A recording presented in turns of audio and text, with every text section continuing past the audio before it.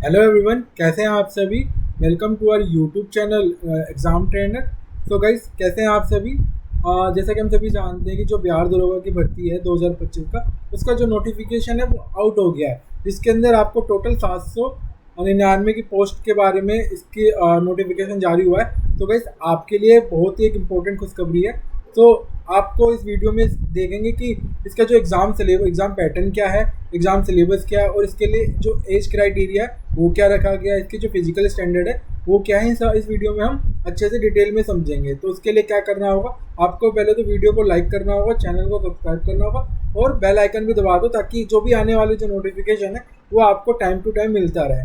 ठीक, तो चलो स्टार्ट करते हैं। तो गाइस, जैसा कि हम सभी जानते हैं कि जो अभी बिहार इलेक्शन की वजह से बिहार में जानते हैं, बिहार में इलेक्शन है, जिस वजह से ना वहाँ पर प्रोटेस्ट वगैरह होने लग गया कि जो बिहार एसआई है वो इसका एग्ज़ाम जो है ना हर एक साल में क्यों नहीं होता है, कभी 2 साल में, कभी 3 साल में, कभी 4 साल में, कभी कभी तो 5 5 साल में इसका जो नोटिफिकेशन है वो आउट होता है। पर इसके लिए इस अपॉर्चुनिटी को ना गंवाते हुए, हम जानते हैं कि इलेक्शन है बिहार में, तो कई सारे बच्चों ने वहाँ पर प्रोटेस्ट वगैरह करा और बिहार एसआई का जो नोटिफिकेशन है उसके लिए मांग करी कि भाई इसका नोटिफिकेशन हर एक साल में निकलना चाहिए। तो उसी का फ़ायदा उठाते, मतलब उसी का फ़ायदा मिला है हमें, जो वहाँ पर प्रोटेस्ट वगैरह चला ना, उसी वजह से हमें ये फ़ायदा मिला। तो गाइस, इस अपॉर्चुनिटी को मत जाने देना। अगर जिसका सपना है कि 2 स्टार उसके कंधे पे लगाओ, तो ये आपके लिए ग्रेट अपॉर्चुनिटी है। तो आपको इस वाले एग्ज़ाम में बिल्कुल ही फोकस होना पड़ेगा। और ये एग्ज़ाम इतना लेंदी भी नहीं है। आप कोई भी अदर एग्ज़ाम उठा लो, चाहे एसएससी का एग्ज़ाम उठा लो, चाहे बैंक का उठा लो, उन सबसे आसान ये पेपर है गाइस। अगर आपने अच्छे से पढ़ लिया ना, आसानी से आप एग्ज़ाम को क्रैक कर लोगे। बस दोनों साथ में करना, अपना फिजिकल की तैयारी भी साथ में करना है और पेपर की तैयारी भी साथ करना है, तभी आपका बेनिफिट होगा। नहीं तो हम सभी जानते हैं कि अधिकतर बच्चे क्या करते हैं कि पेपर की तैयारी कर लेते हैं बट फिजिकल में फेल हो जाते हैं। और इसमें तो अधिकतर बिहार के बच्चे ही होंगे, तो बिहार के बच्चे तो अधिकतर फिजिकल में अच्छे ही होते हैं, बट ऐसा ना हो कि आपका फिजिकल में फेल हो जाओ। तो उसके लिए आपको दोनों साथ एक साथ लेके चलना है। तो चलो इसके नोटिफिकेशन के बारे में समझते हैं कि इसका जो नोटिफिकेशन है उसमें आपको किस किस के बारे में इसका जिक्र है। तो गाइस, जो पुलिस एसआई सब इंस्पेक्टर की पोस्ट है वो कौन से लेवल की है, ये लेवल 6 की पोस्ट है, जिसमें आपकी कितने भर्ती, मतलब कितनी संख्या का इसमें जो नोटिफिकेशन आउट हुआ है, 1799 वैकेंसी आउट हुई है। जो इसका विज्ञापन नंबर है 5/125। गाइस, ये विज्ञापन नंबर है, ये ध्यान रखना। जब भी आपको आरटीआई फाइल वगैरह करना होता है तो ये वाली चीज़ें डालनी होती है। इसका जो आवेदन तिथि है वो कब से स्टार्ट होने वाला है, ये आपका 26 सितंबर से स्टार्ट होगा। तो गाइज, अभी आज 24 तारीख, 2 दिन बाद इसका फॉर्म स्टार्ट हो जाएगा। तो गाइज, जल्दी से इसको एग्जाम फॉर्म भर फिल कर देना। और हम सभी जानते हैं जो इसकी एग्जाम फीस है वो आपकी 100 रुपये है गाइज, मात्र 100 रुपये। तो पहले जैसा होता था कि इसमें 600 रुपये लेते थे, वो भी हमारे जो सीएम थे नीतीश कुमार, उन्होंने ये एग्जाम का जो फी है इसको घटाकर 100 रुपये कर दिया गया है। किसी भी कैटेगरी के लोग इसको 100 रुपये में भर सकते हैं। ठीक, तो ये भी आपके लिए फायदा है कि, पर ये भी इसमें भी एक और घाटा भी है कि इसमें पहले जो बच्चे फीस देख के फॉर्म नहीं भरते थे, पर अब क्या होगा कि इसमें अधिक और भी ज़्यादा फॉर्म गिरेंगे। तो अपने आप को उस लायक बनाना कि इस पोस्ट को, इनमें से आपकी एक पोस्ट तो पक्की हो।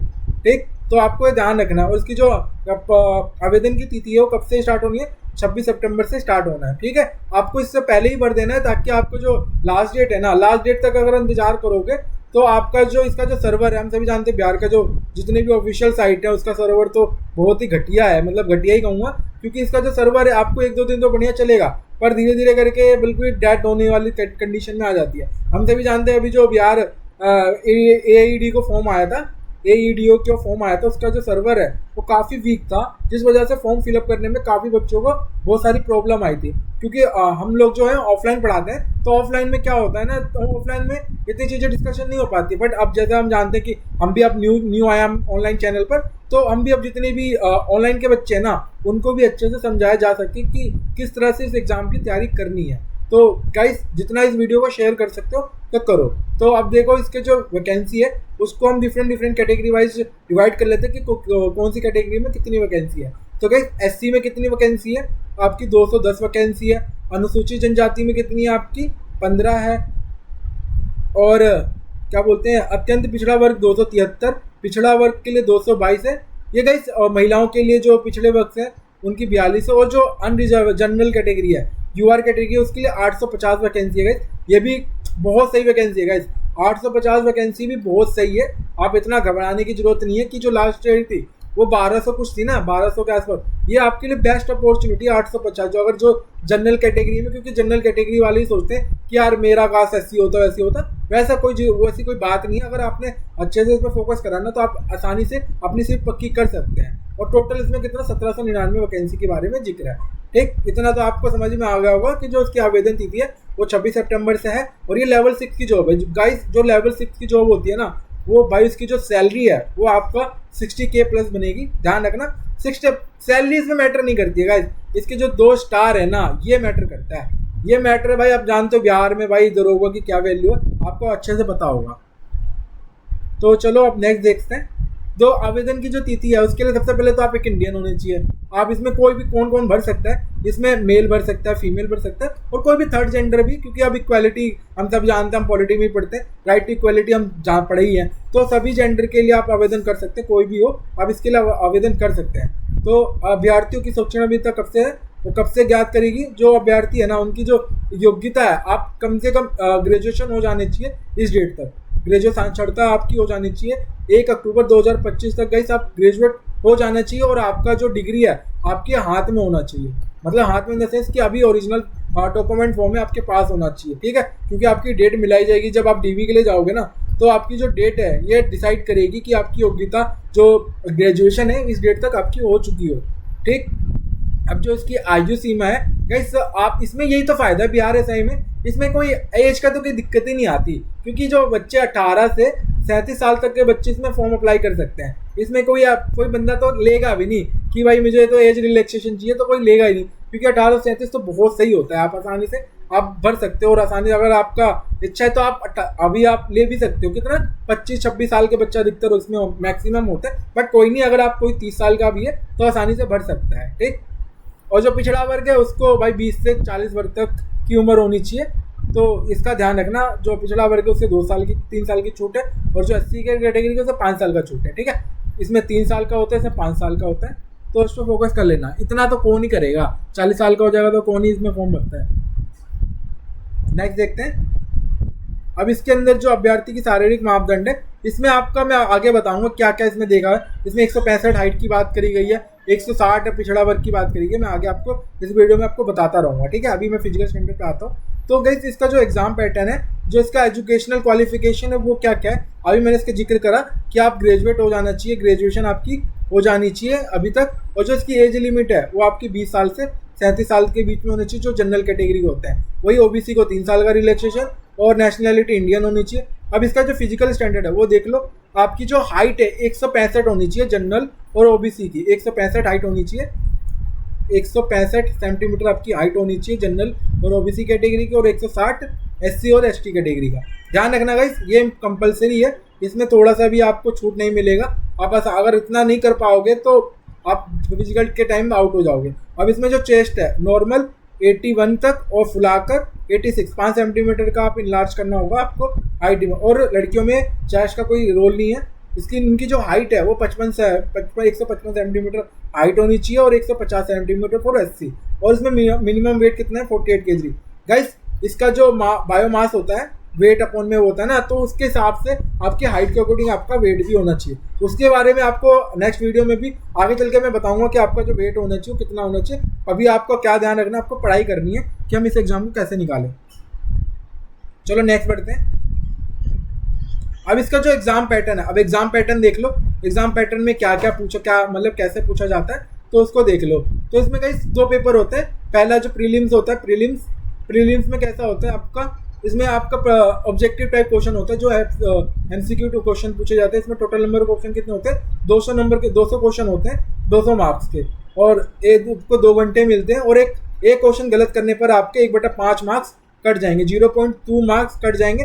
तो इसका भी बेनिफिट हो जाता है बच्चों को, तो अधिकतर बच्चे क्वेश्चन करते हैं, छोड़ता कोई नहीं है। और 0.2 मार्क्स बहुत ही कम मार्क्स घटते हैं, जिस वजह से बच्चों नंबर ऑफ अटेम्प्ट बढ़ जाते हैं। और इसमें पूछा क्या जाता है, आपका जनरल नॉलेज पूछा जाता है और करंट अफेयर पूछा जाता है। ठीक है, अभी मैं आपको डिटेल से बताऊंगा कि हमें प्रीलिम्स के लिए क्या करना चाहिए, प्रीलिम्स में हमें कौन कौन से सब्जेक्ट को मेन फोकस करना चाहिए। मैं आपको नेक्स्ट वीडियो में अच्छे से समझाऊंगा कि हमें किस तरह से एग्जाम की तैयारी करना चाहिए। फिर इसका जो मेंस है, मेंस एग्जाम में क्या पूछा जाता है, मेंस एग्जाम में भी आपके दो एग्जाम है। पहला है आपका लैंग्वेज टेस्ट, मतलब जो लैंग्वेज टेस्ट होता है हिंदी होता है, आपको 200 क्वेश्चन पूछे जाते हैं 200 नंबर का। उसमें भी आपको दो घंटे का समय मिलता है। पर आपको क्या है, इसमें 30% मार्क्स लाना अनिवार्य है। अब इसमें 30% मार्क्स का मतलब क्या है, आपको 200 का 30% कर लो, कितना होता है 60 नंबर। यानी कि आपको 200 में से 60 नंबर लाना है ताकि आप एलिजिबल हो जाओ आप पेपर 2 के लिए।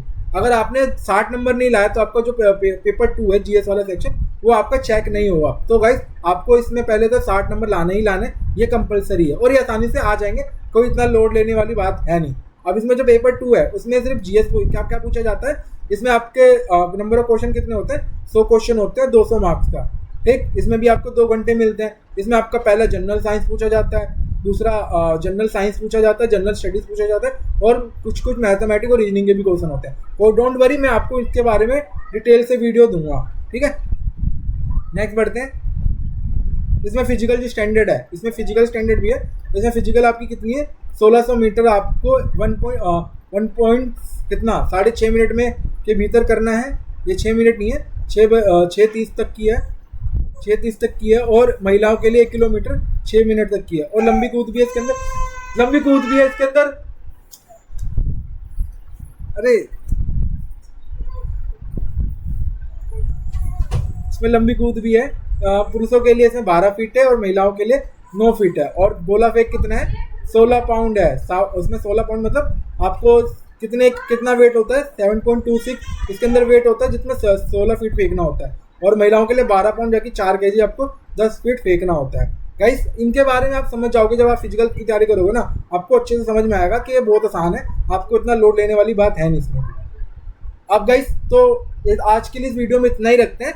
बाकी आपको नेक्स्ट वीडियो में आपको अच्छे से समझाएगा कि हम इस एग्जाम को और कैसे क्रैक कर सकते हैं, हमारी स्ट्रेटेजी क्या होनी चाहिए। आपको स्ट्रेटेजी वीडियो अलग से मिलेगी। ठीक है, तो उसके लिए क्या करना होगा, इस चैनल को सब्सक्राइब कर लो और इस वीडियो को लाइक करो और अपने दोस्तों के साथ भी शेयर करो, ताकि जो आने वाले जो नोटिफिकेशन आपको तुरंत मिल सके। गाइस शेयर करो ताकि हम इस पर आपको अच्छे से क्लास स्टार्ट कर सकें, ताकि आपको भी बेनिफिट हो। ठीक है, आज के लिए इतना रखते हैं भाई। हाँ ठीक है, बाय गाइस।